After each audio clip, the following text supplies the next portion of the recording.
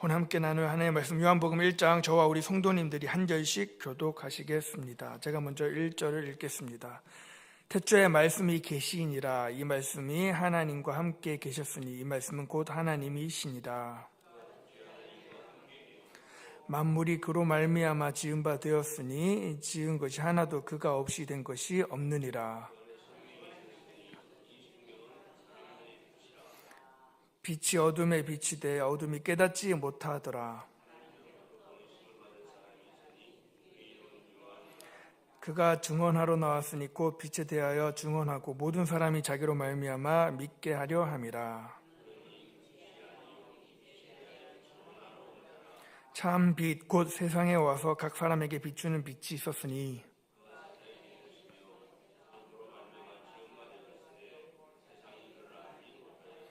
자기 땅에 오매 자기 백성 영접하지 아니하였으나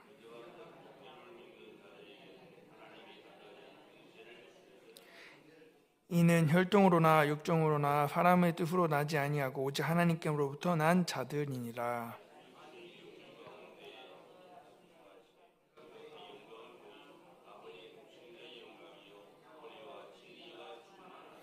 요한이 그에 대하여 증언하여 외쳐 이르되 내가 전에 말하기를 내 뒤에 오시는 이가 나보다 앞선 것은 나보다 먼저 계심이라 한 것이 이 사람을 가리킴이라 하니라.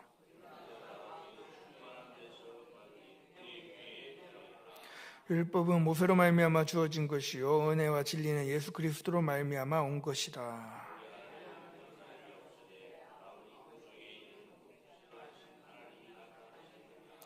유대인들이 예루살렘에서 제사장과 레위인들을 요한에게 보내어 내가 누구냐 물을 때 요한의 증언이 이러하니라.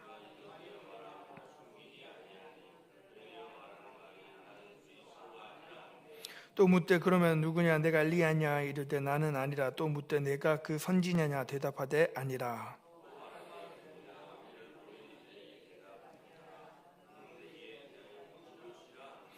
이르되 나는 선지자 이사야의 말과 같이 주의 길을 곧게 하라고 광야에서 외치는 자의 소리로다 하니라. 또 물어 이르되 내가 만일 그리스도도 아니요 엘리야도 아니요 그 선지자도 아닐진데 어찌하여 세례를 베푸느냐.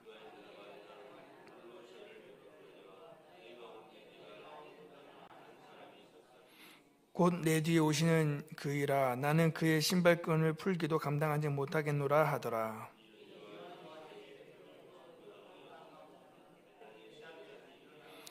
이튿날 요한이 예수께서 자기에게 나오심을 보고 이르되 보라 세상 죄를 지고 가는 하나님의 어린 양이로다.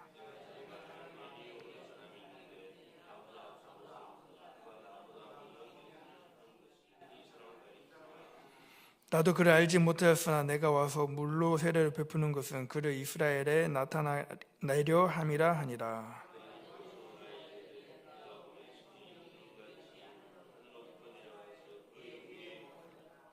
나도 그를 알지 못하였으나 나를 보내어 물로 세례를 베풀라 하신 그이가 나에게 말씀하시되 성령이 내려서 누구 위에든지 머무는 것을 보거든 그가 곧 성령으로 세례를 베푸는 인 줄 알라 하셨기에. 또 이튿날 요한이 자기 제자 중 두 사람과 함께 섰다가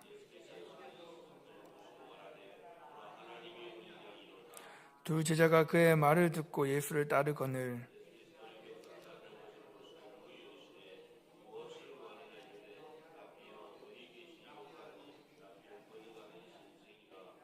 예수께서 이르시되 와서 보라. 그러므로 그들이 가서 계신 데를 보고 그날 함께 거하니 때가 10시쯤 되었더라.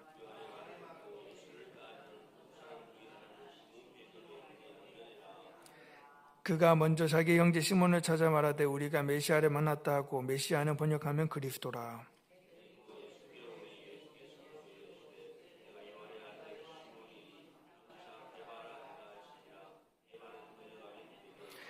이튿날 예수께서 갈릴리로 나가려 하시다가 빌립을 만나 이르시되 나를 따르라 하시니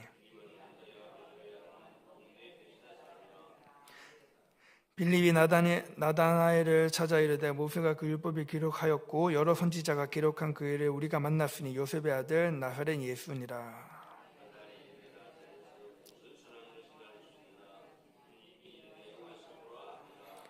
예수께서 나다나엘이 자기에게 오는 것을 보시고 그를 가리켜 이르되 보라 이는 참으로 이스라엘 사람이라 그 속에 간사한 것이 없도다.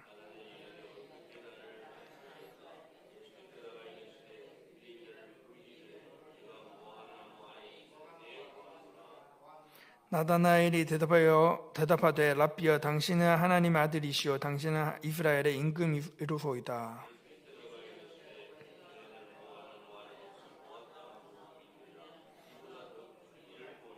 함께 읽겠습니다. 또 이르시되 진실로 진실로 너희에게 이르노니 하늘이 열리고 하나님의 사자들이 인자 위에 오르락 내리락 하는 것을 보리라 하시니라. 아멘. 아멘.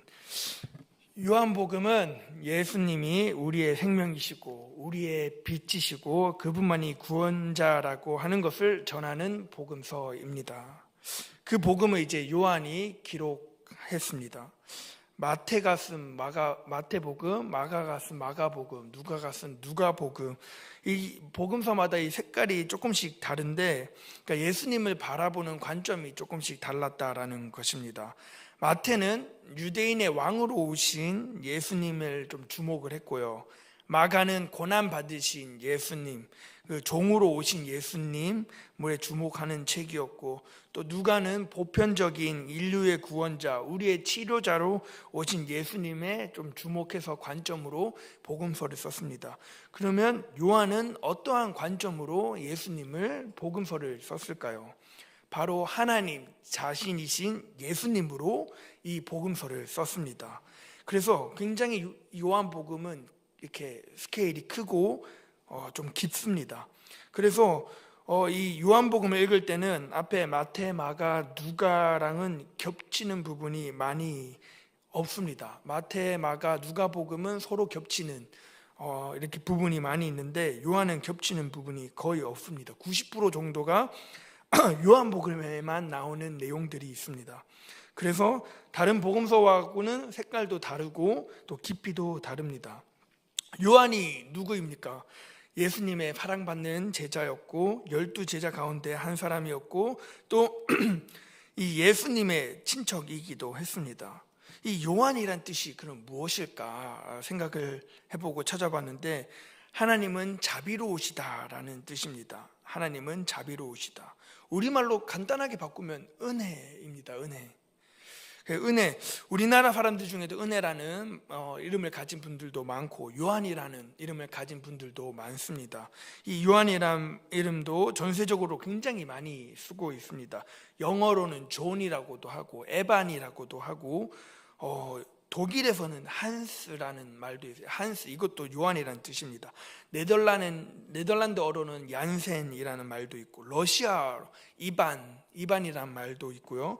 또 이탈리아에서 조반니, 스페인어로는 후앙, 프랑스에서는 장이라는 말도 요한이라는 뜻입니다. 그래서 장발장 할 때 그 장도 요한, 존, 잔, 칼빈, 존 칼빈, 장 칼빈, 그 장도 요한이라는 뜻입니다. 그러니까 전 세계적으로 이 베드로나 피터라는 말만큼이나 많이 쓰이는 게 요한, 장이라는 말입니다. 이 많은 사람들이 요한처럼 사랑받기를 원했고 예수님과 가까워지기를 원했고 예수님께 은혜 받기를 원했던 말이 아닌가. 그만큼 요한처럼 모두가 사랑받기를 사모했던 것 같습니다. 이 이름 요한, 이 요한이 쓴 요한복음 왜 기록되었는가? 그것은 사실 마지막 이 요한복음 말미에 기록되어 있어요. 왜 요한이 요한복음을 썼는가? 요한복음은 21장으로 되어 있지만 요한복음 21장 가기 전에 20장 31절에 보면은 마지막 부분에 이렇게 있습니다. 오직 이것을 기록함은 너희로 예수께서 하나님의 아들 그리스도이심을 믿게 하려 함이요 또 너희로 믿고 그 이름을 힘입어 생명을 얻게 하려 함이니라. 아멘. 이게 요한복음에 기록된 목적입니다. 그러니까 너희로 예수께서 하나님의 아들 그리스도이심을 믿게 하려 한다. 한마디로 예수님을 믿게 하려고 요한복음을 썼다라는 것입니다. 그런데 이 말은 우리가 하나님의 아들, 그러니까 우리 마음속에 하나님보다 예수님이 조금 못하거나 아니면 하나님보다 조금 격이 낮다라고 생각하고 오해를 하시는 분들도 있습니다. 그런데 이 당시 문화권, 이 헬라권에서는 누구의 아들이란 말은 아버지보다 조금 낮거나 그 아버지의 그 아들이다라는 것이 아니라 같은 아버지와는 같은 급, 같은 동격이라는 뜻입니다. 그래서 그 아버지의 아들은 하나님의 아들은 하나님이라는 것인 거죠. 사람의 아들은 사람인 거고 호랑이의 자식은 호랑이인 것처럼 말입니다. 그래서 하나님의 아들 그리스도이시다, 예수는 그리스도이시다라는 것입니다. 이게 굉장히 중요한 것입니다. 예수님이 복음인데 예수는 그리스도이신데 그 예수님을 믿으면 뭐가 얻는다는 것입니까? 바로 생명을 얻는다라는 것입니다. 이게 요한의 핵심입니다. 요한복음의 핵심입니다. 근데 놀라운 것은 이 요한은 예수님과 가장 가까운 제자이기도 했고 실제로 아까 말씀드린 것처럼 친척이었습니다. 사촌지간인데요. 이 요한의 엄마가 마리아인데 이 마리아가 예수님의 어머니 마리아와 자매지간입니다. 그래서 이 요한의 어머니가 이모인 거죠. 이렇게 뭔가 가까운 친척이기 때문에 예수님의 행적, 예수님의 그 행동과 이렇게 언행들을 제일 가까이에서 보고 지켜봤다라는 것이죠. 이게 왜 놀랍냐면은 우리가 멀리서 바라보면 어떠한 인물들을 멀리서 바라보면 존경하기 쉽습니다. 우리가 연예인이나 또는 목회자를 바라볼 때 이렇게 엄청 친하더라도 가족은 아니잖아요. 그래서 굉장히 존경하기도 쉽고 우러러보기 쉽습니다. 하지만 이 요한은 예수님을 가장 가까이에서 본 친척인데도 불구하고 지금 뭐라고 얘기합니까? 이분은 하나님이시다라고 고백한다는 것입니다. 이분을 믿으면 생명을 얻는다라는 것입니다. 그만큼 정말로 볼 거 본 사이 안 볼 것까지도 다 본 사이인데도 불구하고 예수님은 하나님이다 고백할 수 있다는 것은 정말로 예수님께서 하나님과 같은 행동과 언행과 이 이적과 기적을 일으켰다는 것입니다.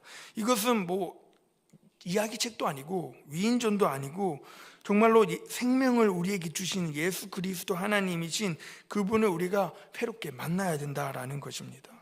그래서 우리가 예수님을 하나님보다 조금 더 못하게 여기거나 그 위에 하나님은 계시고 예수님은 그 아래에 계시고 이렇게 믿는 분이 계시다면 이 요한복음을 통해서 생각이 바뀌어야 합니다.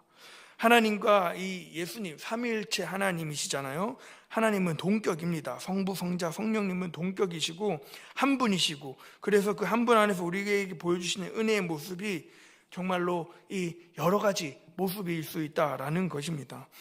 그래서 이 예수님이 우리를 죽었다라고 했을 때 그냥 아무렇게나 그냥 하나님이 저 어디 하늘에 계시고 예수님만 내려주셔서 우리를 위해 죽으셨다 이렇게 생각하면 안 됩니다. 우리는 그렇게 생각하면 구원을 받을 수가 없습니다. 왜냐하면 천지 만물을 지으신 하나님이 우리를 대신해서 죽지 않으셨다면 이 죄를 해결할 길이 없기 때문입니다. 이거는 정말로 천지 만물의 주인이신 그분을 나를 위해서 죽었다라고 고백하는 이 요한의 고백이 굉장히 중요한 것입니다. 왜냐하면 우리에게 이 가장 가까운 예수님과 가장 가까운 요한이 우리에게 알려준 내용이 이 요한복음인데 이 요한복음은 다른 공관복음, 그러니까 공관복음은 같을 공자에 볼 관자를 써서 마태복음, 마가복음, 누가복음은 같은 것을 보고 같은 것을 기록한 것이 공관복음인데 마태, 마가, 누가는 예수님의 이야기를 보고 썼다면 요한복음은 볼 뿐만이 아니라 거기에 플러스 듣고 썼다라는 것입니다. 왜냐하면 친척이었기 때문에. 그래서 더 많이 듣고 더 많은 깊은 이야기를 썼던 거죠. 오늘 그래서 1장 1절을 한번 말씀을 볼 텐데 1장 1절 말씀 한번 읽어보도록 하겠습니다. 시작. 태초에 말씀이 계시니라. 이 말씀이 하나님과 함께 계셨으니 이 말씀은 곧 하나님이시라. 아멘. 이게 사실 요한복음의 다입니다. 이 태초에 말씀이 계셨다. 창세기 1장 1절과 이제 평행을 이루는 말씀입니다. 예수님은 그러니까 요한은 예수님의 이야기를 할 때 그냥 예수님의 이야기 삶 또는 그런 행동들을 보고 예수님의 말씀이 딱 떠오르는 게 아니라 예수님이 이제 요한이 예수님의 이야기를 쓰려고 할 때 이분은 태초부터 계셨던 분이다라고 고백할 수밖에 없었던 것인 거죠. 이분은 하나님이시다. 한번 이 말씀이라는 단어에 예수님을 넣고 한번 다시 읽어보도록 하겠습니다. 말씀이라는 부분에 예수님을 넣고 한번 읽어보도록 하겠습니다. 시작. 태초에 예수님이 계시니라. 이 예수님이 하나님과 함께 계셨으니 이 예수님은 곧 하나님이시라. 아멘. 이분이 뭐 누구를 고치고 이정행하고 이게 중요한 게 아니라 이분은 하나님이시구나, 이분은 천지의 창조주시구나 라고 고백하는 우리 성도님들이 되었으면 좋겠습니다. 이게 별거 아니고 우리가 매년 매 순간마다 들었던 고백이지만 사실 우리가 이 문자적으로 예수님을 믿기보다는 우리가 정말로 삶 속에서 이 요한처럼 예수님을 경험하고 느껴야 합니다. 우리가 정말로 저도 우리 교육부서 아이들에게도 얘기하지만 정말로 이렇게 주일날 또는 예배 때만 왔다 갔다 하는 것이 아니라 예수님, 부모님이 예수님 믿기 때문에 따라서 교회 가고 이게 아니라 정말로 이 문자, 이 성경책에 적혀 있는 예수님이 실제로 내 삶 속에서 드러나며 창조주 하나님이시 예수님이시구나, 이 예수님이 나의 구원자이시고 생명이시고 빛이시구나를 고백할 수 있는 우리 아이들 또 우리 성도님들이 되었으면 좋겠습니다. 이 말씀이란 뜻이 로고스라는 헬라어입니다. 로고스. 헬라 문화권 사람들에게 정말로 제일 중요한 단어 로고스, 말씀이라는 건데, 국어 사전에 보면은 이 모든 사물의 존재를 규정하는 보편적인 원리, 각각 사물의 고유하고 일정한 곳으로 되어 있는 형식이라고 되어 있습니다. 무슨 말이냐면 이 로고스라는 것은 원리이자 형식인데 말씀이라는 것이죠. 그러니까 예수님이 누구냐고 물어보면 모든 사물의 존재를 규정하는 원리, 그리고 사물을 고유하고 일정한 곳으로 되게 하는 형식이라는 거죠. 그러니까 바꿔 얘기해서 쉽게 해서 우리가 될 수 있는 이유가 예수님이라는 것입니다. 교회가 교회 될 수 있는 이유가 예수님이라는 거죠. 왜냐하면 형식이고 원리이기 때문에 예수님이, 그게 로고스라는 뜻입니다.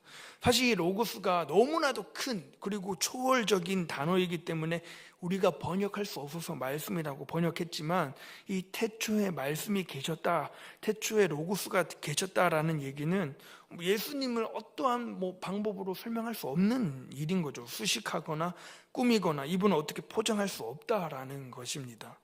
그래서 이 예수님께서는 태초부터 계셨는데 2절 말씀에 보시면 누구와 함께 계셨냐면 하나님과 함께 계셨다라고 지금 말씀하고 있습니다. 하나님 외에는 아무것도 이 태초에 존재하지 않은 거죠. 그러니까 하나님과 함께 계셨던 그분은 예수님이시고, 그 말은 예수님은 창조주이시다라는 것입니다. 그러니까 창조주는 하나님이시고 따로 계시고 또 예수님은 그 밑에 있고, 이게 아니라 예수님이 창조주시고 창조주가 예수님이라는 것입니다. 그것을 기록한 책이 요한복음입니다. 그래서 요한복음을 이렇게 쭉쭉쭉 읽어 나갈 때마다 가장 중요한 것은 말씀은 예수님이시구나라는 것을 생각하며 또 성경을 읽으시면 좋을 것 같습니다. 이 말씀은 이 로고스이시고, 로고스의 이 원칙, 이 핵심은 세상의 중심이신 하나님은 말씀이시고, 우리가 그 예수님을 믿어야 구원을 받는다라는 것입니다. 이게 또 굉장히 중요한 이유가, 예수님을 믿으면 구원 얻는데 사실은 저희가 아담 때 첫 언약, 그러니까 한마디로 하면 행위 언약으로 하나님께 순종을 하면 영생을 주신다. 하지만 인간이 범죄함으로 하나님께 순종할 수가 없습니다. 이게 전적 부패, 전적 타락이라고 하는데, 인간은 하나님께 스스로 나아갈 수가 없어요. 그래서 중간에 예수님이 계신 거죠. 그래서 예수님이 하나님께 순종함으로, 그러니까 하나님께 순종한다는 뜻은 하나님께 십자가에 나아가 죽으심으로 이제 중간에 중보자가 되신 거죠. 그래서 우리는 예수님을 믿기만 하면은 영생을 얻게 된 것이죠. 그래서 우리는 예수님께 경배하고 순종해야 합니다. 그래서 우리는 예수님께 이거 고쳐주세요, 저거 낫게 해주세요, 이렇게 해주세요, 그러한 수준의 분이 아니시라는 것이죠. 우리는 예수님께 순종해야 되고 예수님의 말씀에 또 경배하고 그 내 삶을 드려야 하는 것입니다. 그래서 우리가 예수님 너무 멋있다, 예수님 정말로 이런 일도 하셨구나라고 멈추는 것이 아니라, 태초부터 계신 그 본질과 원리이시자 핵심이시고 형식이신 이 분을 정말로 나를 나 되게 하신 분, 교회를 교회 되게 하신 분, 너무나도 크신 분, 귀하신 분, 그리고 범접할 수 없는 분이라고 우리가 생각하고 또 말씀을 읽고 삶 속에서 나아가야 합니다. 우리는 간혹 예수님을 그냥 뭐 친구이시고 또 뭐 왕이시고 너무 좋죠. 하지만 정말로 어떻게 보면 하나님이신 예수님으로 우리는 또 다가가야 되는 부분이 있다라는 것입니다. 그래서 우리가 이 하나님 예수님은 창조주 예수님이신데 지금까지 수많은 또 이단들이 이 예수님을 너무 이렇게 다운시키기로 합니다. 그래서 하나님을 건드리진 않는데 이 예수님 십자가에서 죽으셨어. 그래서 끝이야, 실패야 라고 말하면서 그 예수님의 자리에 자기를 집어넣는, 그래서 이 이단들이 많이 이 작업들을 하는 거죠. 그래서 하나님이 보내주신 이 구원자, 진짜 구원자는 나이다 하면서 신천지가 그런 것들을 하는 거죠. 하지만 요한은 그 부분을 너무나도 선명하게 짚어주고 있습니다. 그분은 하나님이시다. 그분과 예수님과 하나님 사이에는 아무것도 없다. 인간으로 오셨지만 하나님이시다라는 거죠. 그래서 그분은 창조주셔가지고 그냥 왔다가 가신 분이 아니라 팔레스타인에서 정의를 실현해서 십자가에서 죽은 청년 예수가 아니라 그분은 하나님이다 하면서 이 4절 말씀을 보시면 그 안에 생명이 있었으니 이 생명은 사람들의 빛이라. 그러니까 예수님 안에 생명이 있다라는 것이죠. 생명을 주시는 분은 그분이시고, 그래서 생명을 주시는 창조주가 예수님이시다. 예수님을 만나기 전까지 우리는 암흑이었고 죽음이라는 존재입니다. 그래서 아무것도 아닌 죄인인 우리에게 빛으로 찾아오신 그분이 예수님이시다 하는 것입니다. 그러면서 5절 말씀에 빛이 어둠에 빛이 되어 어둠이 깨닫지 못하더라. 이게 예수님의 삶을 한마디로 정의한 것이라고 볼 수 있습니다. 빛이신 그 예수님이, 태초의 빛이신, 이 놀라우신 생명의 빛이신 하나님의 놀라우신 생명이신 이 분이 어둠의 빛이신 거죠. 어둠에 비치면서 사람들에게 찾아온 거예요. 하지만 사람들은 깨닫지 못하고 그분을 죽여버렸습니다. 십자가에 못 박아 버렸죠. 그런데 그러면 이 어둠이 이겼느냐? 그것도 아닙니다. 그러면서 이 빛이 깨닫지 못하지만 빛이 이기게 된 거죠. 그 아담의 범죄 이후 인간이 전적으로 타락했습니다. 아까 말씀드린 것처럼 전적 부패. 그래서 우리가 선행에 대해서는 너무 무능해졌어요. 우리의 힘으로는 구원받지 못합니다. 하지만 다른 종교에서는 나의 선행으로 저를 엄청나게 많이 하거나 선행을 베풀면 구원을 받고 내가 착해지고 이렇게 얘기하지만 이 기독교, 우리 개신교에서는 그러지 않습니다. 그래서 하나님 앞에서는 아무것도 선을 행할 게 없지만 더 이상 행위로 하나님께 나아갈 수 없지만 예수님께서 이제 나타나신 거죠. 하나님께서는 우리를 그냥 폐기 버리신 게 아니에요. 하나님과 인간과 사이에서 언약을 맺었는데 내가 너희를 구원하겠다라고 얘기하신 그 신실하신 하나님은 약속을 끝까지 지키시는 분이에요.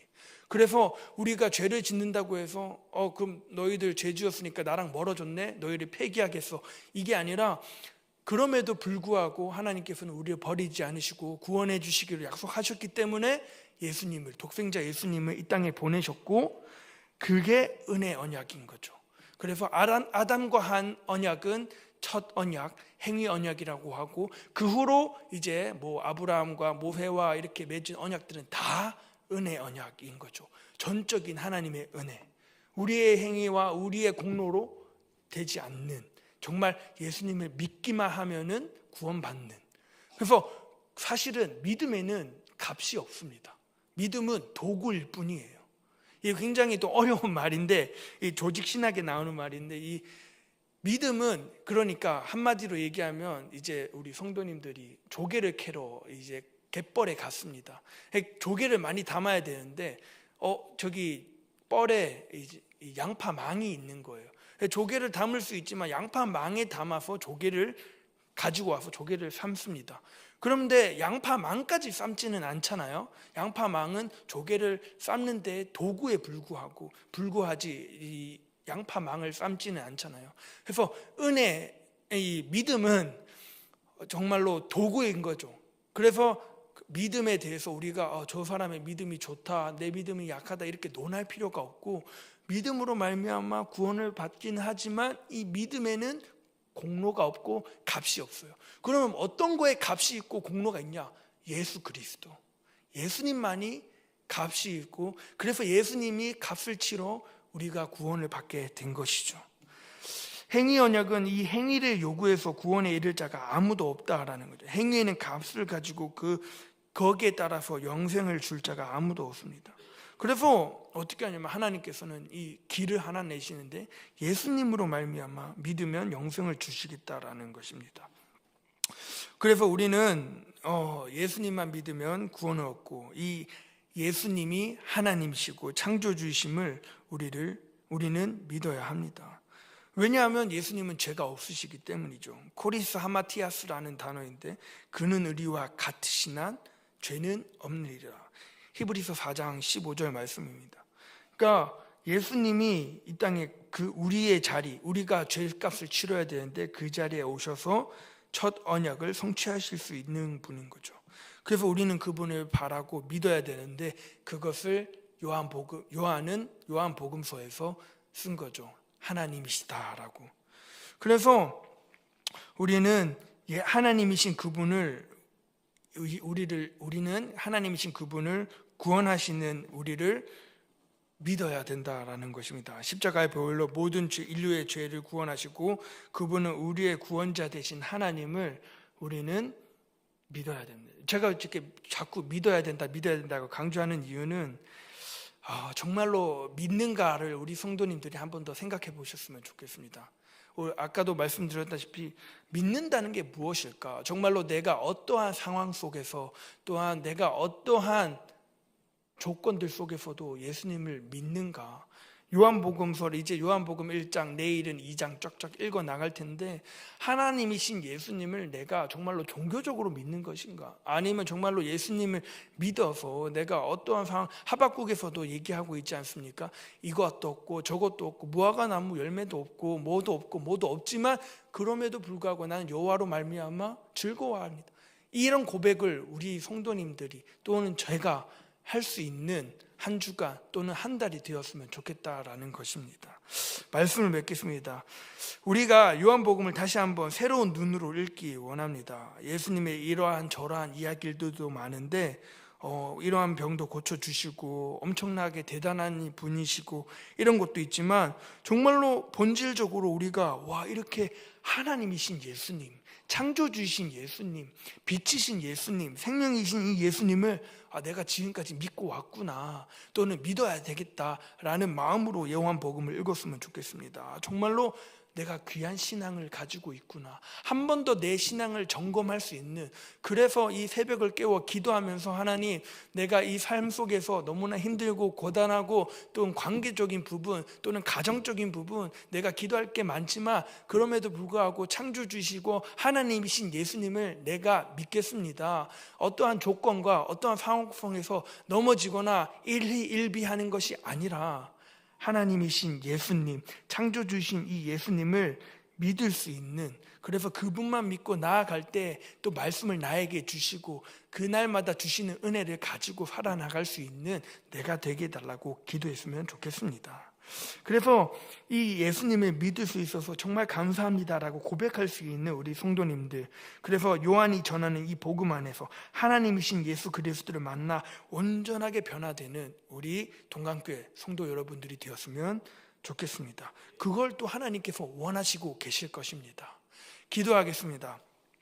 이 시간 주신 말씀을 가지고 기도했으면 좋겠는데, 빛이신 예수님, 생명이신 예수님, 창조주이신 이 예수님을 내가 오늘도 고백하며 어떠한 상황 속에서도 타협하지 않고 하나님 말씀에 의지하여 내가 나아가는 오늘 하루가 되기를 이렇게 기도했으면 좋겠습니다. 또한 동강교회 비전과 담임 목사님과 원로 목사님 그리고 교역자들과 직분자들을 위해서 기도했으면 좋겠습니다. 그리고 나라와 민족을 위해서, 선교사님들을 위해서, 또 자기 자신의 기도 제목을 붙들고 우리 주여 한번 물어짓고 기도하신 후에 자유로이 돌아가시겠습니다. 주여